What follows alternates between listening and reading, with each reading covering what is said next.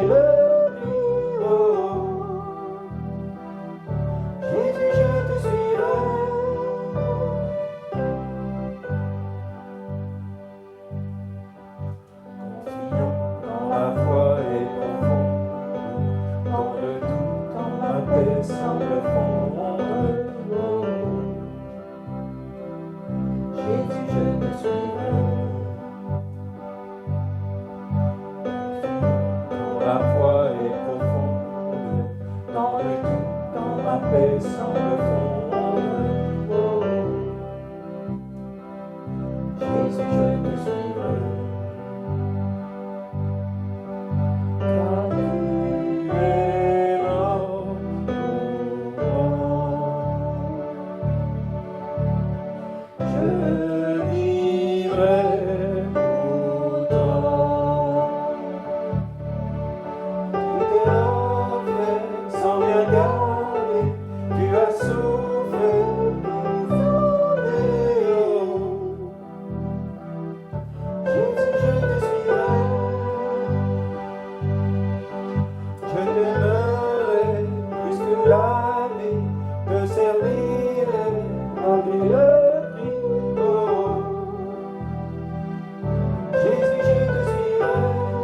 Oh, oh, oh, oh, oh. Jésus, je te suivrai.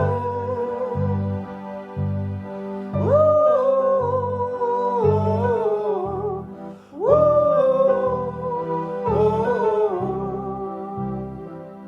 Jésus, je te suivrai. Jésus, je te suivrai.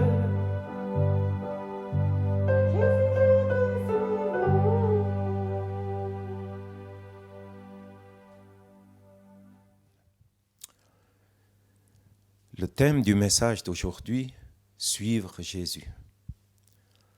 Suivre Jésus comme des disciples.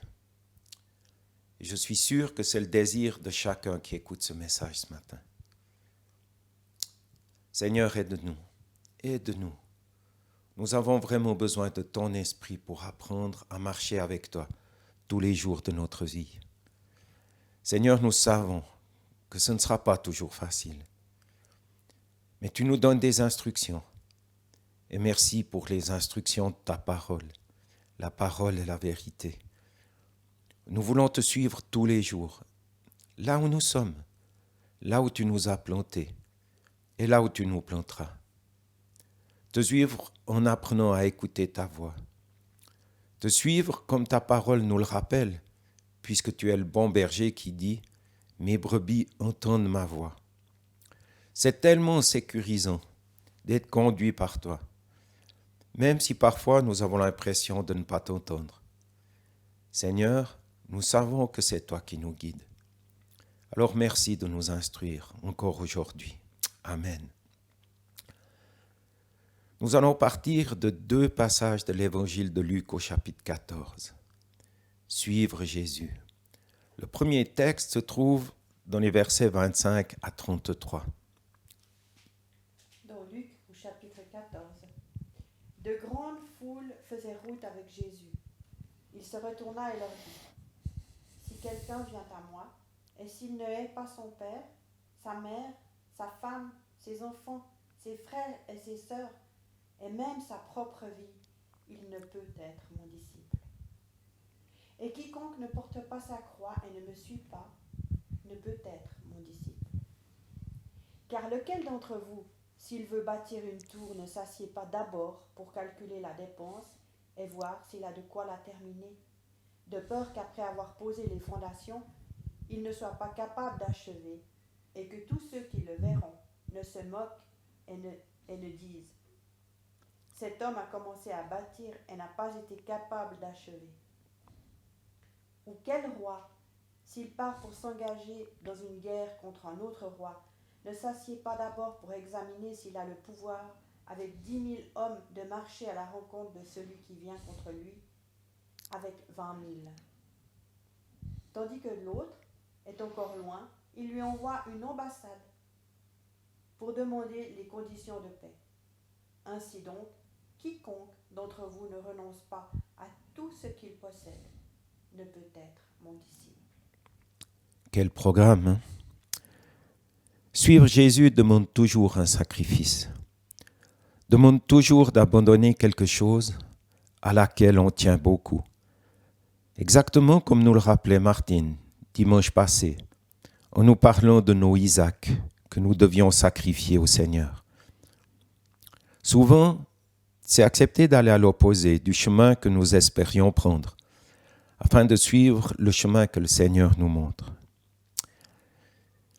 Je vais vous partager le témoignage d'un autre ami Vincent qui est pasteur à Longouin dans le nord de la France. Je le cite. Suivre Jésus, c'était ma recherche profonde. En tant que jeune assistant pasteur, j'étais encouragé à participer à des séminaires, à des conférences. Et là, j'écoutais des témoignages extraordinaires, de miracles, des pasteurs qui témoignaient. Ils arrivaient dans un endroit, ils implantaient une église. Et il y avait 40 conversions, 100 conversions, voire 1000 conversions. Ça me faisait rêver. Pour eux, tout semblait si facile, tout se passait si bien. Des nouveaux convertis, des bonnes fidences, de l'onction, etc. À ce moment-là, notre ami aurait pu choisir la solution de facilité et aller dans une de ces églises. Mais écoutez la suite. Mais moi, je travaillais ici, dans la région de Longwy. La situation était vraiment difficile, mais je savais que le Seigneur m'avait planté à cet endroit. Je lui avais demandé, « Seigneur, envoie-moi dans un endroit où il n'y a pas d'église. Envoie-moi, peu importe l'endroit, mais s'il te plaît, envoie-moi dans un endroit où je pourrais être utile. » Et le Seigneur m'a envoyé à Longwy. J'ai eu la joie d'être dans une petite communauté qui était vraiment confrontée à des luttes difficiles, parce que l'endroit ne se prêtait pas du tout au développement de l'Évangile. Il y avait beaucoup d'opposition, mais j'appréciais beaucoup, et j'apprécie toujours ce texte de l'Apocalypse où il est parlé de l'église de Smyrne. Parce que tu as été fidèle. Et la petite communauté à Longwy où je servais était fidèle dans son service. Et au fur et à mesure, le travail a commencé à se développer et à créer un désir profond dans mon cœur. Seigneur, apprends-moi à te suivre. Apprends-moi à te suivre dans les bons et dans les mauvais moments. Alors c'est vrai, quand on entend des grands témoignages de miracles, de guérison, surtout pour quelqu'un comme Vincent qui a vécu des difficultés, ça vous frustre le cœur. Vous entendez parler de grandes victoires et vous vivez dans le désert, en train de tirer la langue, en vous demandant ce qu'il va se passer. Et pourtant, c'est à cet endroit que le Seigneur vous a planté. Pour suivre Jésus, il y a toujours une ou des décisions à prendre. Elles sont rarement faciles. Mais nous pouvons être touchés par le Seigneur d'une manière surnaturelle. Et plus particulièrement, lorsque nous sommes dans un temps de louange, proche du trône de Dieu. Cela m'est arrivé il y a quelques années, dans un temps de louange à Jeunesse en Mission à Burtigny. Sous l'action de l'Esprit, je me suis retrouvé à genoux devant le Seigneur, en train de proclamer « Seigneur, tout ce que tu veux. Je te donne toute ma vie, tout mon avenir, toutes mes possessions. Si tu me dis de tout vendre et de partir à travers le monde pour te servir, je vends tout. » Et j'ai vraiment pris solennellement l'engagement de le suivre, quoi qu'il me demande. J'en ai tremblé que le lendemain, lorsque j'ai réalisé que l'engagement que je venais de prendre solennellement pouvait me conduire très loin. Pour l'instant, Dieu utilise encore notre maison, qu'il a mis à notre disposition, afin que nous puissions accueillir ceux qu'il nous envoie, pour les accompagner et prier pour eux. Mais soyons prudents, que nous faisons des serments de ce genre. Nous avons un ami qui a pris cet engagement il y a quelques années, de tout abandonner, de tout vendre et d'aller là où Jésus l'appelait. Il était architecte, il avait son propre bureau avec plusieurs employés, il avait une magnifique villa, roulait en Porsche. Et après avoir pris cet engagement, Dieu lui a demandé de tout vendre et de consacrer le produit de la vente afin d'aller implanter des écoles en Ukraine. Avec son épouse, ils ont passé 11 ans là-bas, au service du Seigneur. Et aujourd'hui, ils vivent dans un tout petit appartement à Estavayer. Donc soyons prudents, comme celui qui construit une tour ou celui qui part à la guerre. Avant de faire un serment à Dieu, écoutons vraiment si c'est ce que Dieu nous demande. Réfléchissons. Ne prenons aucun engagement envers Dieu, aucun serment à la légère. Ne nous engageons pas si nous ne sommes pas sûrs et prêts de respecter notre engagement. Vous allez me dire, comment suivre Jésus? Nous allons lire un autre passage dans le chapitre de Luc, les versets 12 à 20. C'était un jour de sabbat. Jésus était invité pour un repas chez l'un des dirigeants du parti pharisien. Donc nous sommes toujours dans Luc 14.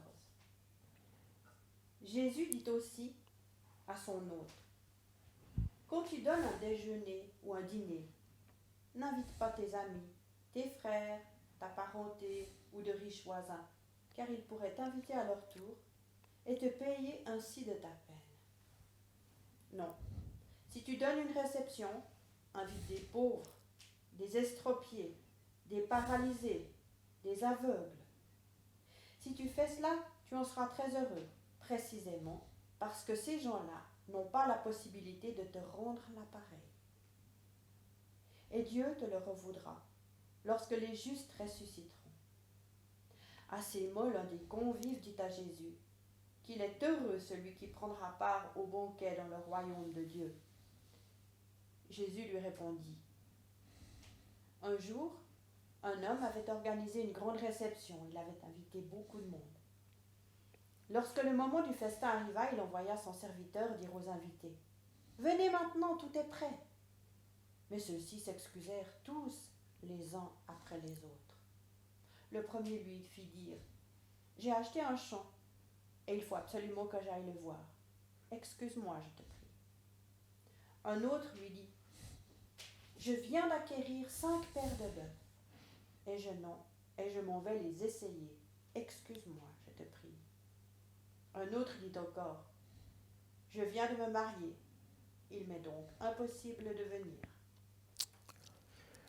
Suivre Jésus. Rappelez-vous, lorsqu'on rencontre Jésus, c'est un grand moment. On s'installe dans l'expérience d'une rencontre directe avec Jésus. C'est tellement bon. Il nous donne la joie, il nous donne la paix, il nous donne la vie. On vit cet instant comme une lune de miel. On aimerait que ça reste tout le temps. On ne veut plus sortir de ce voyage de noces. On est rempli par son amour. C'est tellement extraordinaire. Le Seigneur nous laisse dans un état comme les petits bébés qui sont posés sur le sein maternel. On n'a plus envie de bouger. Mais suivre Jésus, c'est avancer, c'est marcher à sa suite. C'est ne plus regarder en arrière, comme le dit la parole, que celui qui laboure ne regarde pas en arrière. Et quelquefois dans notre vie, quand tout va mal, quand on est exténué, découragé, fatigué, alors on a ce côté nostalgique que nous ressentons lorsque nous allons rendre visite à une maman qui vient d'avoir un bébé.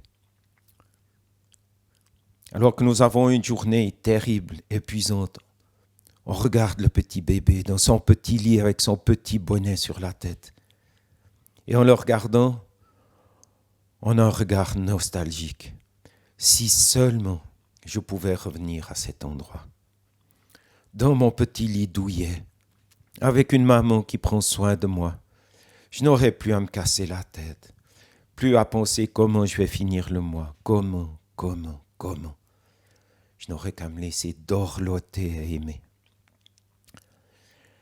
Et cela nous arrive aussi à nous, enfants de Dieu, d'avoir des moments de nostalgie, où on aimerait revenir à nos anciennes expériences spirituelles. Oh, je me rappelle quand le Seigneur me parlait comme ça. Je me souviens quand Dieu m'instruisait. Je me souviens de mes premières expériences où j'aimais tout le monde. Il y a dans nos vies des bulles comme ça. C'était des rendez-vous divins.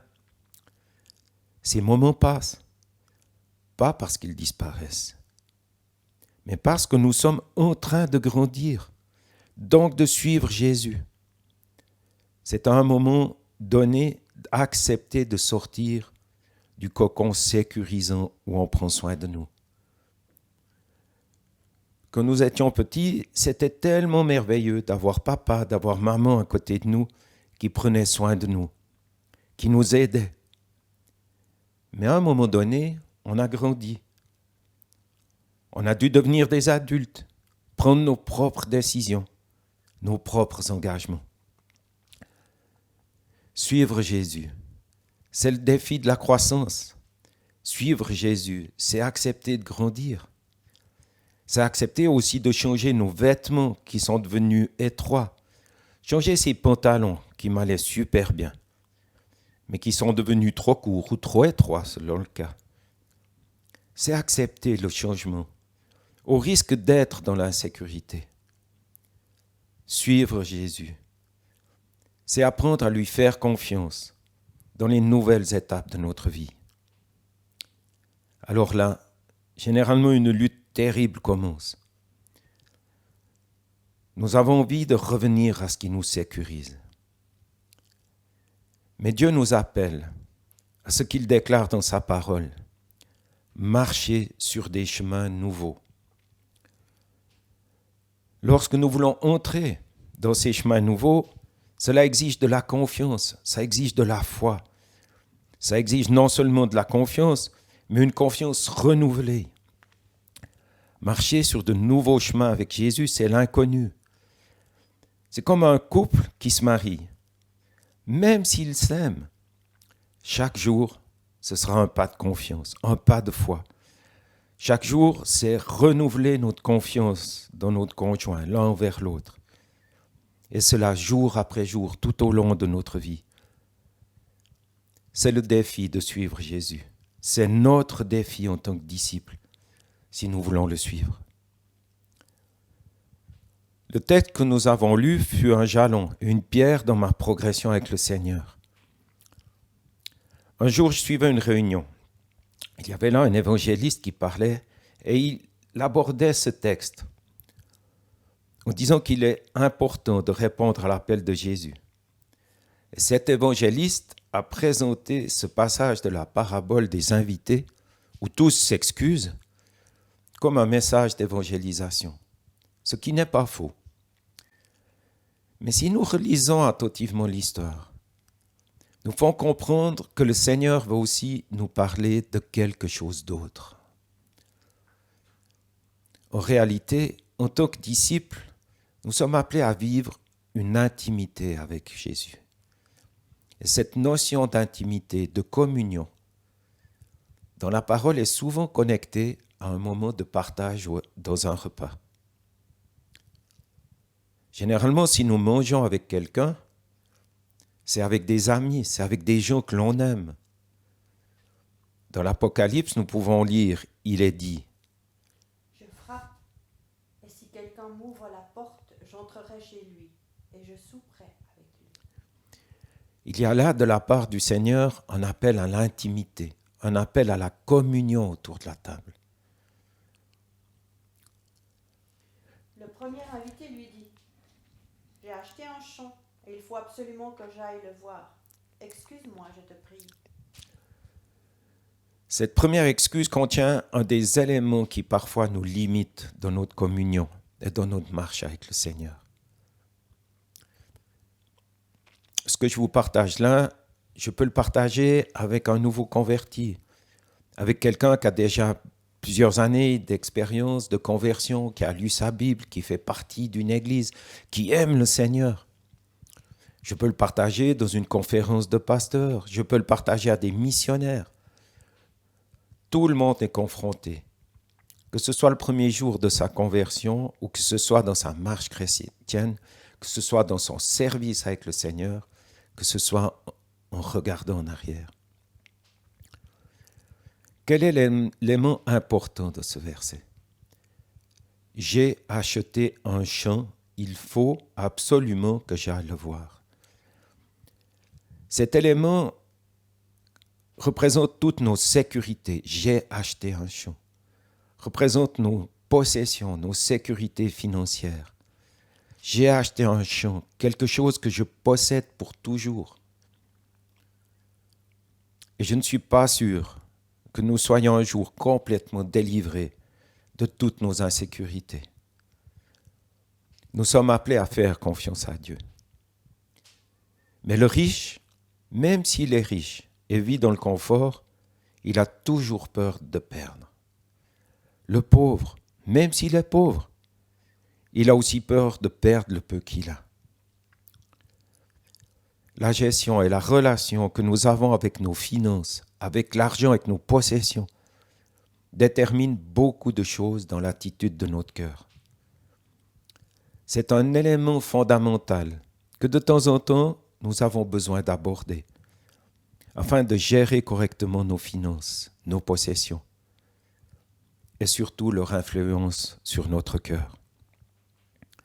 Que nous soyons chrétiens, que nous soyons étudiants, que nous ayons que 3 petits sous, le Seigneur est très attentif à la manière dont nous gérons nos finances. Et nous faut faire attention que nos possessions ne nous possèdent pas. Faire attention que nos possessions ne nous possèdent pas. Qu'on ait de l'argent ou pas, même le peu qu'on a peut nous enfoncer. J'aimerais encore partager le témoignage d'un de mes amis. Cet ami réfléchissait. Il méditait et priait à ce sujet.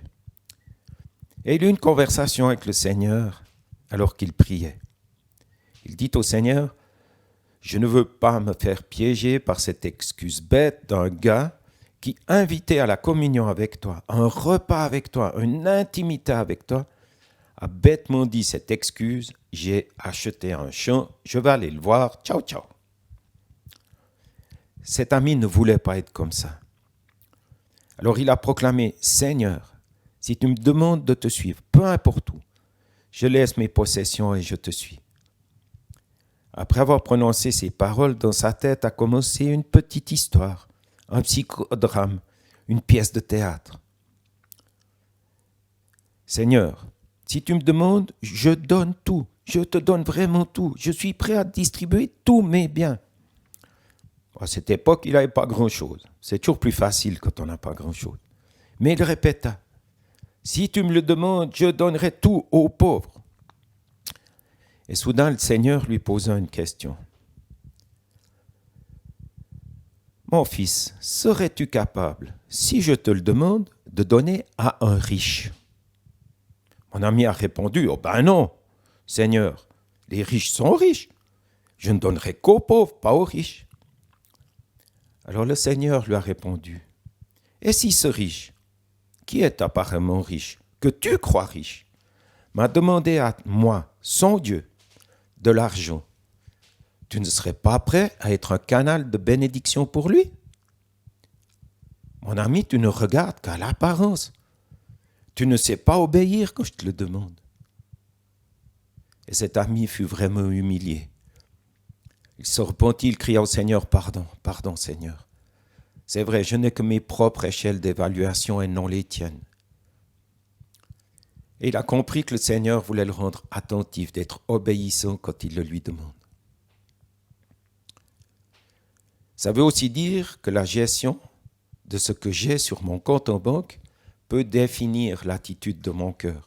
La gestion de mes finances peut déterminer la situation spirituelle de mon cœur. Si c'est ce que je possède qui gère ma vie, c'est une domination. Et j'ai besoin de délivrance. Alors mes amis, ne vidons pas bêtement nos comptes bancaires, mais réalisons que notre manière d'assumer nos finances est un thermomètre de notre spiritualité. Jésus nous a dit, « Là où est ton trésor, là aussi se trouve ton cœur. » Si notre trésor, c'est notre argent domine notre cœur. C'est le premier élément. Tôt ou tard, quand on suit Jésus, ça va toucher à nos possessions, ça va toucher à nos biens matériels, ça va toucher à notre sécurité, qu'elle soit financière ou de tout autre ordre. Le Seigneur va toucher à notre sécurité. Et évidemment, je vous parle à vous, des hommes, des femmes qui marchent avec Dieu.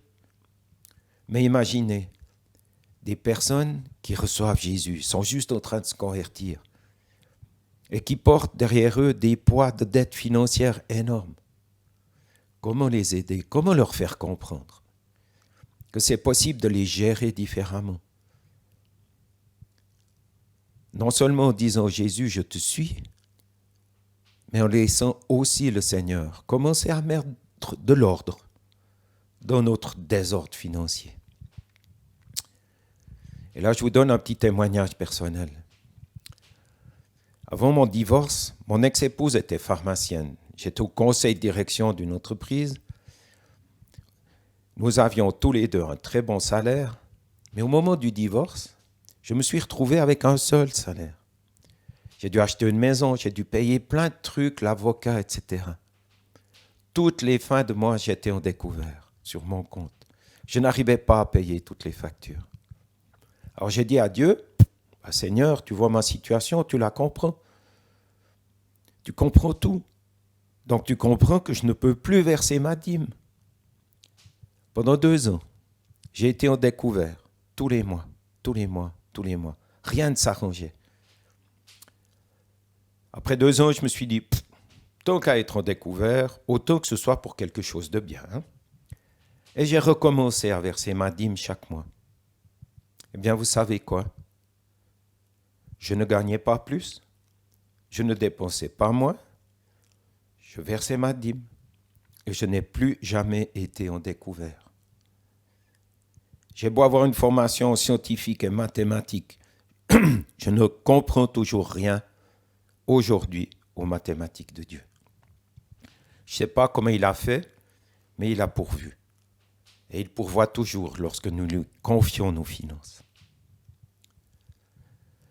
Lorsque nous nous examinons nous-mêmes, nous découvrons la réalité de notre état intérieur, autant psychique que spirituel. Alors voici une image qui pourrait représenter ce que peut être notre état intérieur. Un jour, je demandais au Seigneur, mais montre-moi comment je peux avoir une vision de mon état intérieur. Et il m'a montré l'état du coffre et de l'intérieur de ma voiture. Et là, j'ai compris. J'ai dit, oh Seigneur, aïe, aïe, aïe. Seigneur, si la situation de mon cœur est comme le fouillis, le désordre, le chenil qu'il y a dans ma voiture, mais que ferais-je? Alors vous trouverez toujours, si vous partagez ça avec des gens dans votre église, qui bien intentionnés vous diront, mais mon ami jeune, prie. Non. Il faut commencer par faire de l'ordre. Passer l'aspirateur dans la voiture. Mettre de l'ordre dans mon atelier, mettre de l'ordre dans mon bureau, mettre de l'ordre dans ma maison. Et je vous promets, en faisant ça, vous vivrez une expérience spirituelle. Peut-être que vous dites, mais Jean-François, tu abordes des choses étranges. Peut-être que vous attendiez plutôt au développement d'un texte biblique. Mais je vous partage cette parole. C'est une amie pasteur qui nous l'a dite. Pardon. Quand il y a du désordre dans ma maison, je nettoie la maison. C'est comme la tornade blanche qui passe. Et quand la maison est enfin propre, c'est comme si la maison spirituellement vivait quelque chose de nouveau. Il y a des désordres intérieurs qui nous empêchent, même si nous sommes en train de louer Dieu en chantant de tout notre cœur, cela nous empêche de le louer sincèrement. Pourquoi? Parce que nous n'avons pas pris notre douche spirituelle intérieure. Vous allez me dire, ouais, c'est pratique comme conseil. Mais ne tombons pas dans le perfectionnisme. Ne tombons pas dans le légalisme. C'est simplement des éléments qui nous permettent de temps en temps de diagnostiquer l'état de notre vie spirituelle. Et notre vie spirituelle touche et affecte tous les domaines de notre vie. Les désordres intérieurs, les laxismes interviennent négativement dans notre vie. Et il nous faut apprendre à confronter nos désordres intérieurs. Mais ne soyons pas angoissés. Si nous avons une montagne de désordre, si nous sommes quelqu'un de désordonné, ne désespérons pas. Je fais un peu d'humour. Je vous pose une question. Savez-vous comment on peut manger un éléphant? C'est très simple. Juste un petit morceau à la fois. Donc, allez à votre rythme afin de ne pas vous décourager. Un petit morceau à la fois. Même si c'est un tout petit morceau à la fois, ça va progresser. Il y a quelquefois des personnes qui sont dans des dettes à cause de mauvais choix ou de mauvaise compréhension. Alors, un petit morceau à la fois. Et j'ajouterais comme une parabole personnelle. Sais-tu comment tu peux manger 2 éléphants? De la même manière, un petit morceau à la fois. Et suivre Jésus, c'est mettre de l'ordre dans notre vie, souvent un petit morceau à la fois.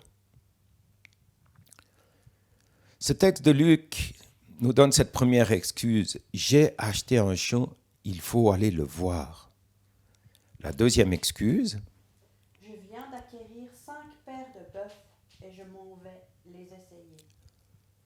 À quoi touchent ces 2 excuses? Elles touchent à nos biens, à nos sécurités. Comment confronter nos sécurités? C'est clair, je pourrais vous donner plusieurs pistes, mais je craindrais de vous donner des pistes qui sont juste des conseils psychologiques. Mais j'aimerais juste vous rappeler ceci. Ce qui m'a convaincu de dire oui au Seigneur, c'est la révélation de son amour. C'est la révélation de la relation que j'ai avec lui. Et c'est ce qui m'a conquis le plus pour lui faire confiance. En regardant à lui, je peux aller dans ses décisions, qui sont toujours des bonnes décisions. C'est la révélation de l'amour de Dieu qui me transforme, qui peut nous transformer. Certes, nous sommes toujours prêts à prendre de bonnes décisions. Nous sommes toujours prêts à nous engager. Mais sommes-nous toujours aussi prêts à reconnaître que nous ne sommes pas aptes à toujours tenir ferme dans nos décisions? Cependant, la révélation de l'amour de Dieu en Jésus, c'est ce qui nous conquit le plus. Souvent, on entend des prédications. Connaissez-vous la différence entre une prédication spirituelle et une prédication charnelle? Prédication charnelle, même la plus belle des prédications, peut malheureusement venir du diable, même si elle est construite sur de beaux textes bibliques. Ça m'est arrivé peut-être aussi à vous, après avoir écouté un super enseignant, après avoir écouté tout le développement en hébreu, en grec, de me dire « Mais qu'est-ce que tu es bête, tu es un ignare, tu n'as rien compris à la parole. Ça te ferait du bien d'aller faire une école biblique pour comprendre. » Mes amis, ça c'est une prédication charnelle. C'est une prédication qui nous place dans une situation de découragement, dans une situation d'infériorité. On est découragé. On ferme notre Bible. On n'a plus envie de la lire, on n'a plus envie de prier.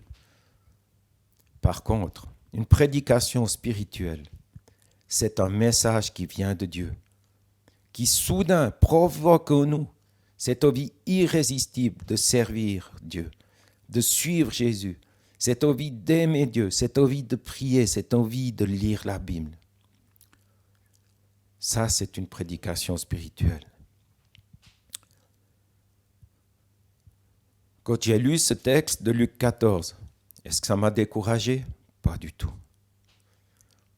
Quand j'ai pris conscience de mon état intérieur en voyant le coffre de ma voiture à son état de poubelle, est-ce que ça m'a découragé? Pas du tout. Ça a provoqué en moi une envie sincère de changer. Et savez-vous comment on appelle ça? C'est recevoir un esprit de repentance. La repentance, ce n'est pas un truc, ce n'est pas un machin, ce n'est pas un bidule magique. Ce n'est pas juste dire oh, « je vais changer, pardon Seigneur ». La repentance, c'est une révélation. En grec, ça se dit « métanoïa ». C'est une transformation de notre état intérieur. Et ça se produit en 1 seconde. C'est le moment soudain où on a envie de changer. Pourquoi? Parce que l'amour de Dieu brille dans nos yeux, brille dans nos cœurs. Et soudain, on a envie de changer. Il se produit un moment fugace. Et on s'exclame, « Ah, j'ai envie d'aimer », alors qu'on avait de la peine à aimer quelques secondes avant. On a soudain une envie irrésistible d'aimer. Et je dirais qu'humour, même notre belle-mère. Non, je plaisante. Je suis convaincu que tous vous aimez vos belles-mères qui sont certainement des femmes exceptionnelles. Oui, mes amis, nous avons tous à devoir faire des choix qui vont nous faire sortir de notre lieu de sécurité, de notre confort. Et je ne vous parle pas d'un avenir lointain, mais du prochain pas que nous aurons à faire pour suivre Jésus, c'est-à-dire maintenant. Et j'aimerais terminer en proclamant confiance, confiance, confiance. Le Seigneur est avec nous. Et ce qui brille sur notre chemin, ce ne sont même pas nos décisions. Ce qui brille sur notre chemin, c'est l'amour de Dieu dans nos vies. Et grâce à cet amour, je dirais que c'est presque facile de suivre Jésus, parce qu'on l'aime. Que le Seigneur vous bénisse abondamment. Que nous devenions toujours plus disciples du Seigneur.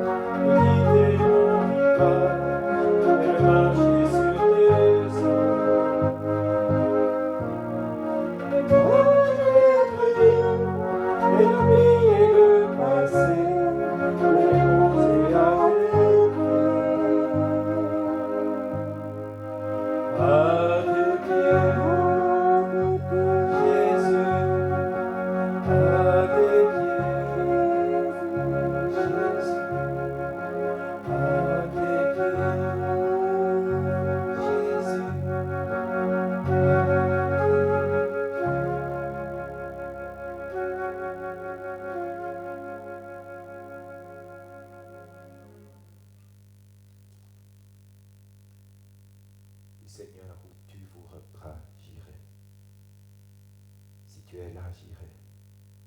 Seigneur, on a besoin de courage pour quitter la barre, pour quitter le rivage, pour marcher sur tes eaux. Seigneur, ce courage d'être libre, ce courage de se débarrasser de tout ce qui nous enchaîne. Seigneur, montre-nous la voie. Dis-nous où aller. Seigneur, nous voulons aller où tu es. Amen. Prions ensemble. Père, tu connais nos craintes mieux que nous-mêmes. Nos craintes de perdre, nos craintes de manquer. Tu connais nos insécurités. Seigneur, et peut-être aussi par le fait que nos parents ont été dans le besoin ou dans le manque, que nos parents ont été confrontés avec des difficultés financières, au point que l'ennemi s'est infiltré dans nos insécurités matérielles. Seigneur, et même si nous avons l'esprit des petits écureuils qui tout au long de l'été épargnent encore, et que malgré cela nous souffrions encore d'insécurité. Seigneur, nous reconnaissons, c'est la main de l'ennemi qui nous tient coincés, qui nous tient prisonniers de nos possessions, coincés dans ce lieu, dans cette caverne qui nous empêche de te voir et de vivre. Seigneur, je te prie afin que ta grâce se répande sur chacun de nous. Et je prends autorité au nom du Seigneur Jésus sur cet esprit de pauvreté qui nous saisit si souvent et qui nous empêche de vivre la vie que tu veux nous donner. Cet esprit qui nous fait gaspiller pour tout et n'importe quoi, nous fait dépenser inconsidérément. Seigneur, je te demande que ta grâce se manifeste. Seigneur, ce matin sur nos vies, fais de nous des disciples, ou plutôt aide-nous à devenir des disciples qui apprennent à gérer ce que toi-même tu nous as confié. Père, je te le demande dans le nom puissant de Jésus. Amen. Chers amis, soyez bénis, soyez renouvelés, soyez touchés par l'Esprit, interpellés dans l'intérieur de vos vies. Merci Seigneur de continuer ton œuvre en nous, dans le nom de Jésus. Amen. Voilà les amis, on arrive au terme de... Merci Jean-François de ce message qui remue, qui nous interpelle quand même. Et moi j'ai retenu une chose. Manger un éléphant, il faut le manger petit à petit, un morceau à la fois. Et moi je dirais pour avancer, il faut y aller aussi un pas après l'autre, même si c'est des petits pas. Mais l'essentiel, c'est d'avancer. On vous souhaite une bonne fin de dimanche. On vous souhaite un bon début de semaine. Pour ceux qui seront avec nous mercredi, on se réjouit de vous voir mercredi soir. Et autrement, on vous rappelle que la semaine prochaine, samedi soir, c'est la veillée. Pour ceux qui... On se réjouit aussi de vous retrouver nombreux à la veillée du réseau. Et le dimanche, c'est le culte de Mouchard. Bonne semaine. Au revoir. Et nous voulons juste conclure ce temps de culte avec ce chant qui nous dit que l'Esprit de vérité. Amen.